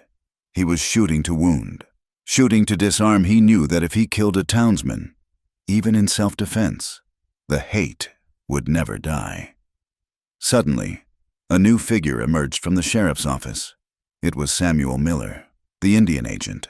He was a sweating, pale man in a dusty suit. He waved a piece of paper. "Stop," Miller shouted. "This is all a misunderstanding. I have the records. That book she has is a fake created by the Apache to sow discord." The shooting slowed. The townspeople looked confused. Miller was a government official. His words carried weight. "It is a fake," Miller insisted. Emboldened, Taza forced her to write it. "He is a liar." The voice came from the church steps. The crowd turned. Standing there, supported by young Jesse, the delivery boy, was the old pastor of Dry Creek. He was frail, dying of consumption, holding a handkerchief stained with blood to his lips. But in his shaking hand, he held a letter. "Reverend," Miller's face went white. "Brother, I sent the box," the pastor wheezed, his voice thin but carrying the weight of judgment. "I sent it with Miss Whitmore because I knew you would kill me before you let me speak. This is my handwriting in the ledger, and this," he held up a letter, "is the letter you wrote me, Samuel, threatening to burn the church if I did not keep your secrets." He threw the letter onto the ground. Jesse picked it up and ran to the blacksmith. "It is the same," the boy shouted. "The writing is the same." The truth hit the crowd like a physical blow. The Indian agent wasn't protecting them. He was starving the tribes to start a war, and Voss was selling the bullets for it. "Traitor!" someone shouted. Samuel Miller panicked. He fumbled for the pistol in his belt, but Calder Voss was faster. He realized the game was over. The charade was dead. Now, it was just survival. Voss lunged. He grabbed Clara, who had risen to help May. He wrapped an arm around her throat and jammed the barrel of his Colt Peacemaker against her temple. "Back off!" Voss screamed, dragging Clara backward toward the livery stable. "I will blow her brains out, I swear!" The crowd froze. Taza stepped out from behind the wagon. He stood in the open, his rifle lowered, his chest heaving. Blood dripped from a graze on his cheek. "Let her go! Voss!" Taza said. "Drop the gun! Apache!" Voss spat. "Drop it or the teacher dies!" Clara felt the cold steel against her skin. She smelled Voss's sweat and fear. She saw Taza's eyes. They were locked on hers. "Sleep easy. Angel, I'll guard you." He wasn't going to shoot. He couldn't. The risk was too high. Clara realized then that Taza could not save her this time, not without risking everything. She had to save herself. She remembered the lesson on the trail. The desert does not forgive the one who walks without looking. She looked at Voss's hand. He was holding the gun tight, his finger white on the trigger. She still had the fruit knife in her hand, hidden in the folds of her skirt. "Do it, Taza!" Voss yelled. "Drop it." Taza slowly bent his knees, placing the rifle on the ground. "Good," Voss sneered. "Now." Clara moved. She did not struggle away. She dropped her weight, stomping her heel down onto Voss's instep with all the force she possessed. As he gasped, She drove the small, sharp fruit knife not into his chest, but into the meat of his forearm, right above the wrist. Voss screamed. His grip loosened. Clara threw herself forward, falling flat into the dust. Crack! Taza's pistol, drawn from his belt in the split second Clara dropped, fired once. The bullet struck Voss's revolver, shattering the mechanism and sending shrapnel into his hand. Voss howled, clutching his mangled hand. Falling to his knees, silence descended on the square. Clara lay in the dirt, coughing. She felt strong hands grip her shoulders. She looked up. Taza was there. He pulled her up, his eyes frantically searching her face. "Are you hit?" he demanded. "No," Clara gasped. I am fine." She looked at Voss. He was writhing in the dust, surrounded by the townspeople. The blacksmith kicked the broken gun away. "It is over," May said, limping over to them. She spat a mouthful of blood onto the ground. "The rat is caught." Sheriff Halloway tried to sneak away, but 3 miners blocked his path. Samuel Miller was already on his knees, weeping, as the pastor looked down at him with infinite sadness. But the victory was not without cost. Clara looked at Taza. He was swaying slightly. "Taza!" He looked at her, and his legs buckled. "Taza!" Clara caught him as he fell, the weight of him dragging her down. She saw it then, a dark stain spread on his side, just above the hip. One of the mercenaries' bullets had found its mark during the firefight. He had not made a sound. He had stood and fought and aimed, all while bleeding out. "Help me!" Clara screamed at the crowd. "We need a doctor now!" The crowd hesitated. They looked at the Apache warrior. The man, they had been told, was a monster. Then the blacksmith stepped forward. "Bring him to the table," he said gruffly. "I have whiskey and tongs. The doctor is drunk in the saloon, but I can stop the bleeding." Clara and the blacksmith dragged Taza onto the porch of the general store. Clara pressed her hands against the wound, the hot blood seeping through her fingers. "Stay with me," she ordered, her voice cracking. "You do not get to die. Not after all this walking. You hear me?" Taza looked up at her. His eyes were glassy, but a faint ghost of a smile touched his lips. "You fight well," he whispered. "For a school teacher, I had a good teacher." Clara sobbed, pressing harder. As the sun began to set, casting long shadows over the smoking ruins of the warehouse and the liberated town, Clara Whitmore knelt in the blood and dust. The ledger lay open on the street, its pages fluttering in the wind. But no one was looking at the numbers anymore. They were looking at the woman in the ruined dress and the warrior who had nearly died to save them from themselves. The truth was out. But as Clara felt Taza's pulse flutter weak and thready under her hand, she knew the price of it might be more than she could bear to pay. The silence that followed the gunfire was heavier than the noise itself. For 3 days, the small room behind the sacristy of the Dry Creek Church had been a sanctuary of hushed voices and the smell of carbolic acid and boiled sage. The violence of the square felt like a nightmare from a different lifetime, separated from this quiet reality by a wall of adobe and the steady, rhythmic breathing of the man lying on the narrow cot. Clara Whitmore dipped a cloth into the basin of warm water. She wrung it out, her hands moving with a competence that would have shocked the girls she had gone to seminary with in Missouri. There was no trembling in her fingers now. The girl who had fainted at the sight of a scraped knee during a schoolyard recess was gone, buried somewhere out in the red dust of the canyon. She pulled back the quilt to check the dressing on Taza's side. The bullet had passed through the flesh just above the hip bone, missing the vitals but leaving a tear that required the doctor, a man who had finally sobered up enough to be useful to stitch with a heavy hand. Taza was awake. He lay still, his dark eyes tracking her every movement. He did not wince as she peeled back the linen, though the wound must have burned like fire. "It is closing," Clara said softly, her voice filling the small space. "The heat is gone from the skin." "I have had worse," Taza said. His voice was rough, unused for hours.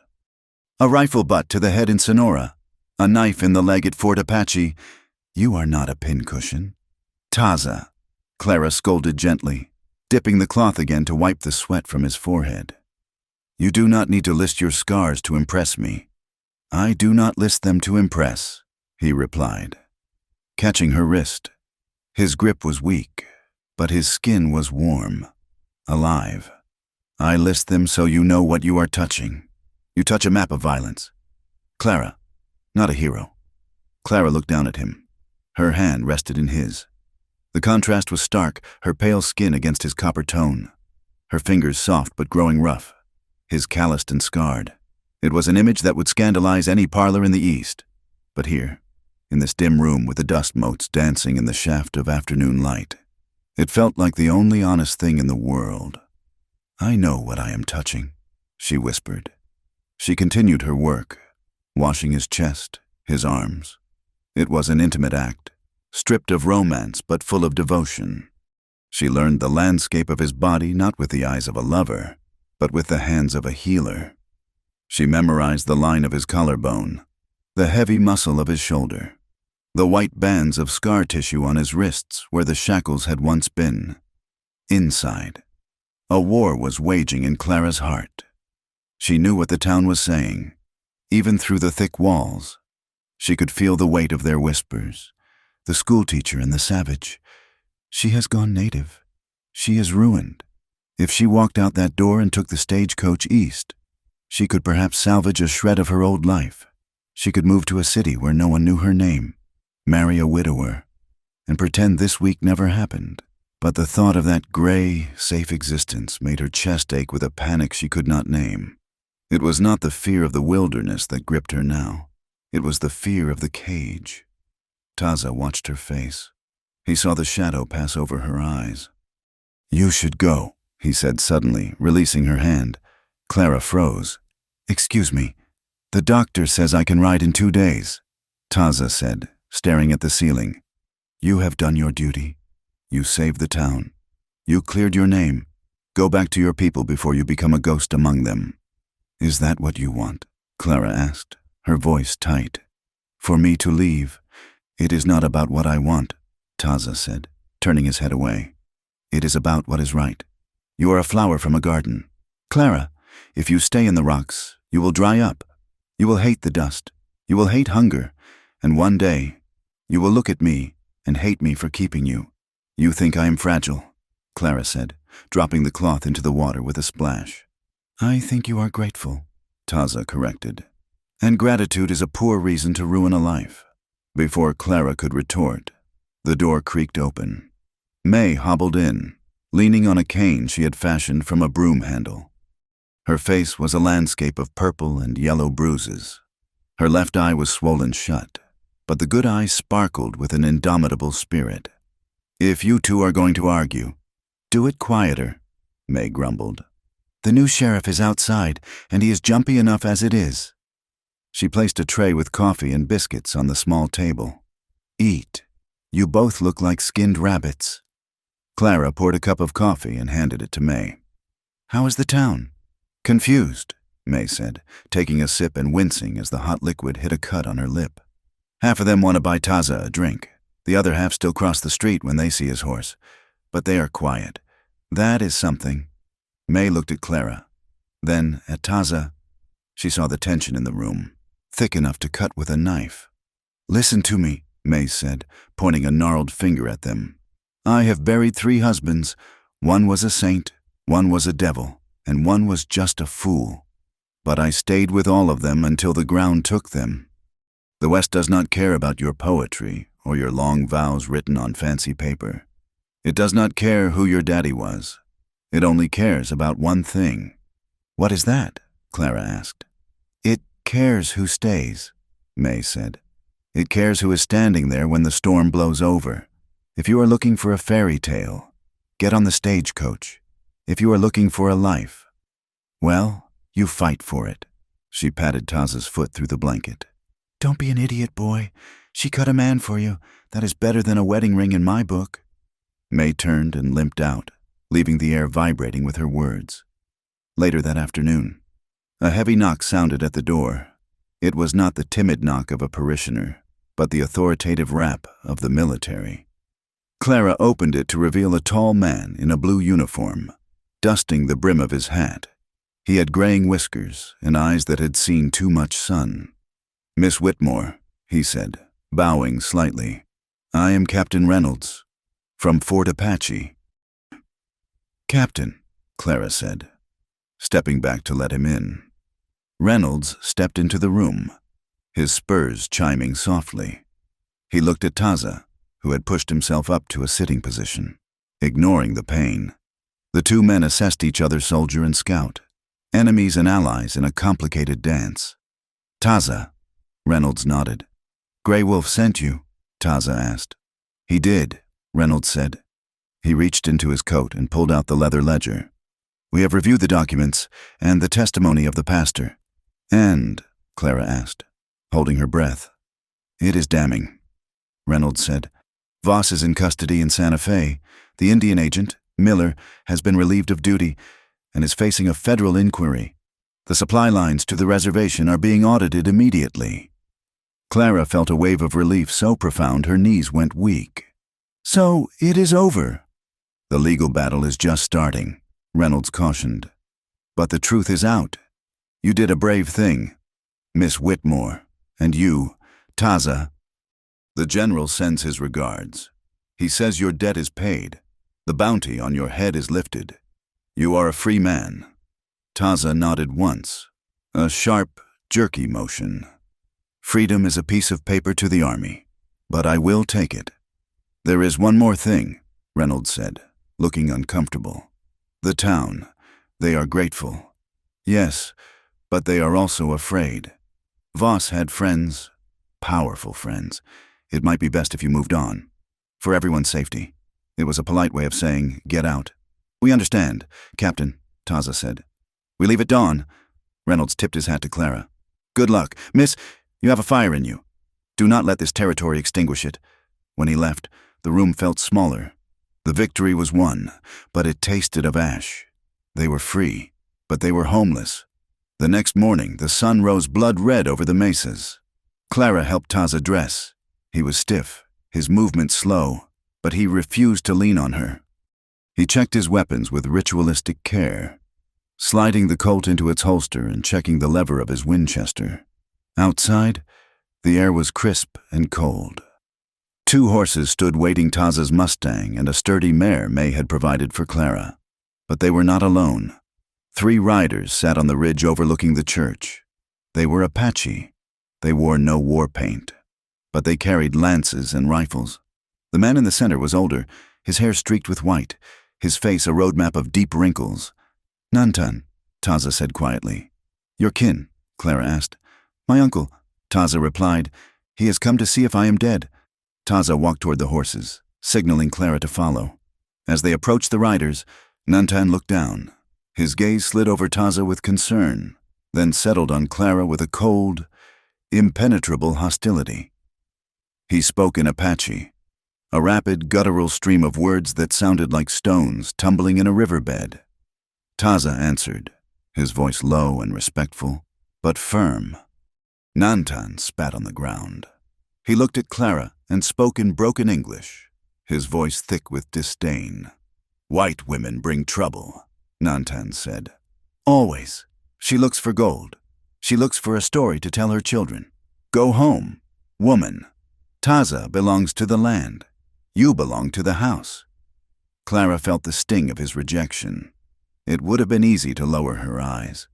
It would have been easy to hide behind Taza, but she remembered the weight of the ledger in her hands. She remembered the feeling of the knife sinking into Voss's arm. She stepped forward, past Taza, until she was standing near the shoulder of Nantan's horse. She looked up into the old man's face. "I am not looking for gold," Clara said, her voice clear and steady. "And I am not looking for a story. I had a home. I had a house. I left them because they were small. I did not save Taza because I wanted a pet. I saved him because he was the only man who told me the truth." Nantan narrowed his eyes. "You will break. The winter is hard. Hunger is hard. White skin burns. Then let it burn," Clara said. "I am not here to change you. I am not here to save you. I am here to live, and I will pay my own way." She did not flinch. She did not look away. Nantan held her gaze for a long moment. Then, he grunted a sound that could have been dismissal or grudging respect. He turned his horse. "We rode to the high camp," Nantan said to Taza. "If she falls behind, we leave her. She walks well," Taza said simply. Nantan kicked his horse into a trot. The other two warriors followed. Taza turned to Clara. "He is testing you." "I know," Clara said. "I have taken tests before." "Not like this," Taza said. "Come." They did not follow the riders immediately.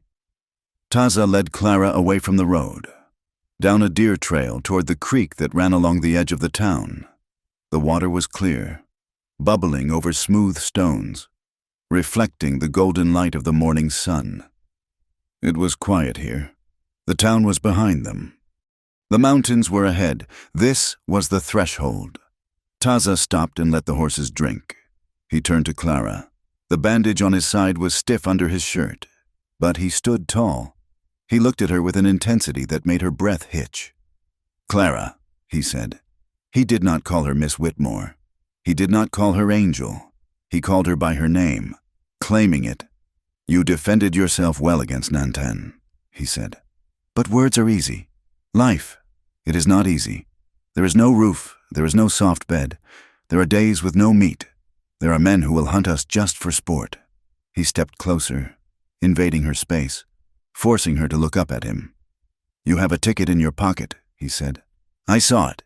The stagecoach company refunded your fare. You can go to Santa Fe. You can go back to Missouri. You can have a life where you are safe." He reached out and took her hand. His thumb traced the calluses on her palm. "I am asking you a question, and I want the truth," Taza said, his voice dropping to a whisper that sounded like a prayer. "Do you dare to lose it all, your name, your safety, your God? Do you dare to lose it all to keep the one thing you believe is true?" Clara looked at him. She saw the fear in his eyes, not fear of death, but fear of her answer. He was giving her an exit. He was loving her enough to let her go. She thought of the classroom in Missouri with its chalkboard and its rules. She thought of the tea parties where women spoke about nothing. She thought of the loneliness that had eaten at her soul until she stepped onto that stagecoach. Then she looked at Taza. She saw the man who had guarded her while she slept. The man who had walked through a storm to keep her safe. The man who had stood before a loaded gun and chosen not to kill. "I do not have a God in Missouri anymore," Clara said softly. "I found him in the canyon." She reached into the pocket of her dress. She pulled out a piece of paper. It was not the ticket. It was the letter of employment for the Dry Creek School, the document that had defined her existence for months. She held it up between them. "I resigned this morning," Clara said. She tore the paper in half, then in half again. She opened her hand and let the pieces fall into the creek. The water caught them, swirling them away, dissolving the ink, carrying the white scraps down toward the unknown. "I have no job to go back to," Clara said, looking up at him. "I have no reputation left to save. I have lost everything. Taza," she stepped closer, closing the final inch between them. She placed her hand on his chest, over his heart. "And I have never been richer." Taza let out a breath he seemed to have been holding since the day they met. The hardness in his face fractured, revealing a raw, naked hope. He did not kiss her. Not yet.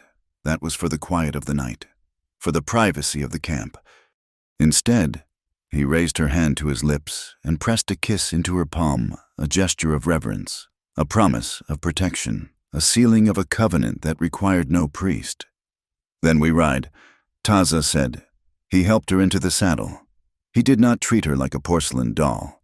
He treated her like a comrade. He mounted his Mustang, wincing slightly, but settling into the rhythm of the beast. They turned their horses toward the mountains, toward the high peaks where the snow still lingered, and where the air was thin and clean. Behind them, the smoke of Dry Creek had faded. Ahead, the path was steep and unmarked. Clara did not look back. She adjusted her hat, took a deep breath of the wild air, and kicked her heels into the mare's flanks. She was Clara Whitmore. She was the woman who walked with the Apache, and for the first time in her life, she knew exactly where she was going. The seasons in the high country did not turn gently. They snapped. The golden mist of autumn gave way to the biting winds of early winter, stripping the cottonwoods of their leaves and turning the world into a skeleton of gray wood and red rock. Down in the valleys, the wheels of justice ground forward, slow and rusted as they were. News traveled up the mountain passes in fits and starts, carried by traders and the occasional brave who ventured near the settlements. Calder Voss was sentenced to 20 years in the territorial prison at Yuma, a place where the heat alone was said to peel the sin from a man's soul. The Indian agent, Samuel Miller, was removed in disgrace, his accounts seized, his comfortable life in Santa Fe traded for a federal inquiry that would drag on for a decade. Even Dry Creek saw a change. Sheriff Holloway vanished in the night, replaced by a man from Tucson who owed no debts to freight companies. But Clara Whitmore learned quickly that justice was not a magic spell. The conviction of one man did not erase the hatred in the eyes of the miners when they saw an Apache rider. It did not fill the bellies of the children on the reservation. Justice was not a victory. It was a chore, a garden that had to be weeded every single day. Clara did not try to become someone she was not. She did not braid feathers into her hair or paint her face. She wore her calico dresses until they were patched and faded. And then she sewed trousers from buckskin because they made sense for the work she did. She learned the language of Taza's people, not to mimic them, but to respect them. She learned that the word for water was sacred, and the word for stranger was close to the word for enemy. Taza brought her to a piece of land near the edge of the Apache winter camp, a neutral ground, a place between the wild and the sown. It was not an easy transition. There were no welcoming committees. The older woman looked at her with hard, assessing eyes, waiting for her to break, waiting for the white woman to cry for her soft bed. They waited in vain. Clara worked. She hauled water from the creek until her hands were as rough as bark. She learned to grind corn on a stone medita. She learned to read the silence of the forest. And slowly, the judgment shifted. The woman stopped looking at her skin and started looking at her hands. They saw that she did not shrink from blood when a child cut his foot. They saw that she did not hoard food when the hunt was lean. They saw that she belonged not to Taza, but to the land, just as they did. One evening, deep in December, the snow began to fall. It fell in heavy, silent flakes, blanketing the camp in a hush that felt holy. Clara sat outside the small cabin Taza had built, a sturdy structure of logs and mud, tucked against a canyon wall to shield it from the north wind. She was feeding the fire. Months ago, on that first terrifying night in the storm, she had been too afraid to move, too paralyzed by propriety to get close to the heat. Now, she sat cross-legged on a buffalo robe. She added a log of juniper to the flames, poking the embers with a stick to coax the heat. She was tired. Her back ached from chopping wood, but her mind was clear as a mountain spring. Taza sat opposite her. He was oiling his rifle, the metal gleaming in the firelight. He stopped his work and watched her. He looked at the way the light played on her face, which was thinner now, tanned by the sun, stripped of the softness of Missouri but replaced by a striking, angular beauty. He put the rifle down. "The winter will be hard," Taza said. His voice was low, blending with the crackle of the wood. "We have dried meat," Clara replied, not looking up from the fire. "And the flour May sent. We will manage." "It is not the food," Taza said. "It is the isolation. The snow closes the passes. We will see no one for 3 months. No letters, no news, just the wind." Clara looked up then. She smiled, a small, genuine curving of her lips. "Good. I have heard enough news to last a lifetime." Taza studied her. He had seen many people come to the territory and claim they wanted freedom. But when the silence became too loud, they ran. They ran back to the noise of the cities, to the comfort of their cages. Clara had not run. Every day, she had chosen to stay. He reached into the pouch at his belt. He pulled out something small and held it in his closed fist. "Clara," he said. She straightened, sensing the shift in the air. The domestic quiet suddenly felt charged with the same intensity as the night in the cave. Taza moved around the fire until he was kneeling beside her. He took her hand, the one that had held the fruit knife, the one that had healed his side. He opened her palm and placed the object into it. It was a simple leather cord, braided tight and strong.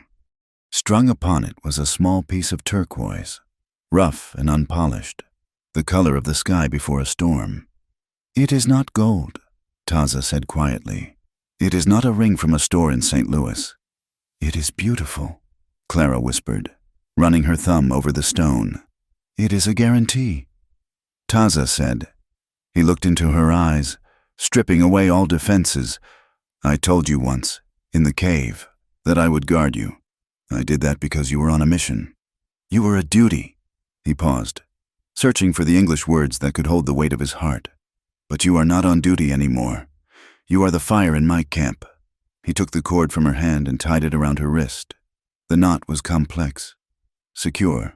"I have watched you," Taza said, his voice rough with emotion.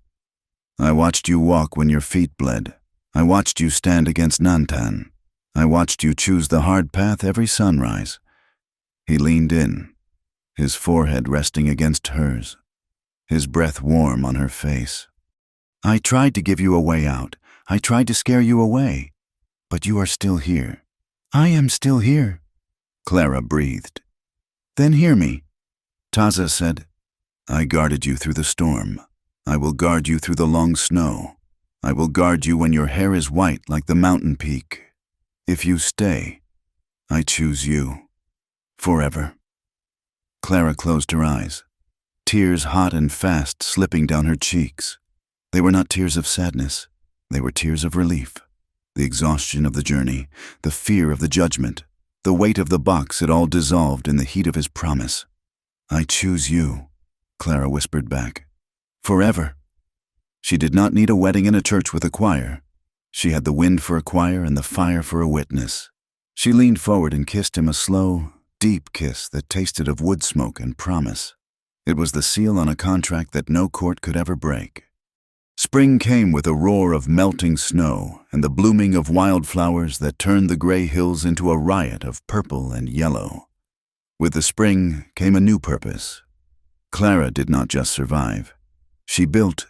She cleared a space in the front room of the cabin. She asked Taza to build 2 long benches. And then she sent word. She did not hang a sign. She simply let it be known, through the trade networks and the whispers, that the woman near the canyon had medicine, and she had books. At first, only the curious came, a few Apache children, sent by mothers who remembered Clara's steady hands. Then, a miner's son with a broken arm. Then, the children from the poor families in the new settlement down the valley. Clara became a bridge. In the mornings, she taught the alphabet to children who had only known the knife. In the afternoons, she dressed wounds and mixed salves from the plants Taza showed her. She did not preach. She did not try to convert the Apache to Christianity or the white children to the wild. She simply taught them that "duh" was for apple, and that a fever broke faster with willow bark tea.